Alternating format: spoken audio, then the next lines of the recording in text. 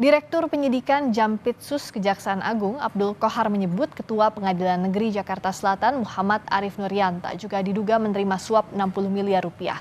Arif Nuryanta saat itu menjabat sebagai Wakil Ketua Pengadilan Negeri Jakarta Pusat, tempat perkara ditangani yang menentukan 3 hakim yang menangani perkara. Gunawan, uang sejumlah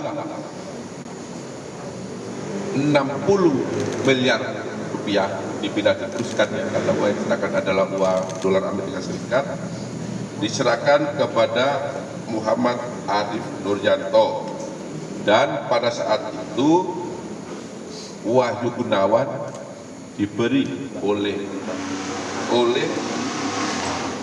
Muhammad Arif Nuryanta sebesar 50.000 US dollar sebagai jasa penghubung dari Muhammad Arif Nuryanta. Jadi Wahyu Gunawan pun dapat bagian setelah adanya penyerahan uang tersebut. Setelah uang tersebut diterima oleh Muhammad Arif Nuryanta, kemudian yang bersangkutan, di mana saat itu yang bersangkutan menjabat sebagai Wakil Ketua Pengadilan Negeri Jakarta Pusat, kemudian menunjuk majelis hakim yang terdiri dari DJU sebagai Ketua Majelis, kemudian AL yang bersangkutan adalah Hakim Ad-hoc, dan ASB sebagai anggota majelis. Ini adalah barang bukti yang disita oleh penyidik Kejaksaan Agung dalam perkara suap vonis lepas kasus ekspor minyak sawit atau CPO. Di antaranya ada mobil mewah, sepeda motor mewah, termasuk sepeda mewah. Barang bukti ini disita dari berbagai lokasi, termasuk uang tunai pecahan dolar Singapura dan dolar Amerika Serikat.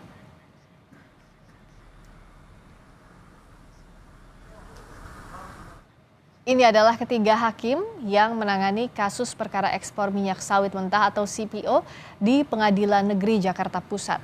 Mereka diduga menerima suap dari pengacara para terdakwa.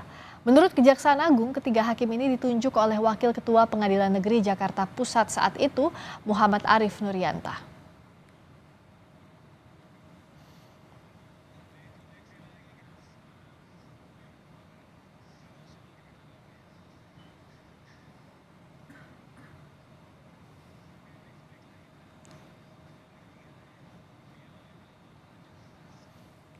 Mahkamah Agung menanggapi penetapan tersangka 3 hakim dalam kasus dugaan suap terkait vonis lepas terdakwa korupsi ekspor bahan baku minyak goreng.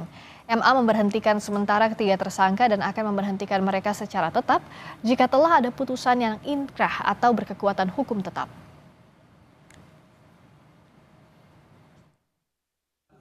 Mahkamah Agung menghormati proses hukum yang dilakukan oleh Kejaksaan Agung terhadap Ketua Pengadilan Negeri Jakarta Selatan dan Majelis Tipikor, Majelis Hakim Tipikor pada Pengadilan Negeri Jakarta Pusat. Hakim dan panitera yang telah ditetapkan sebagai tersangka dan dilakukan penahanan akan diberhentikan sementara jika telah ada putusan yang berkekuatan hukum tetap akan diberhentikan tetap.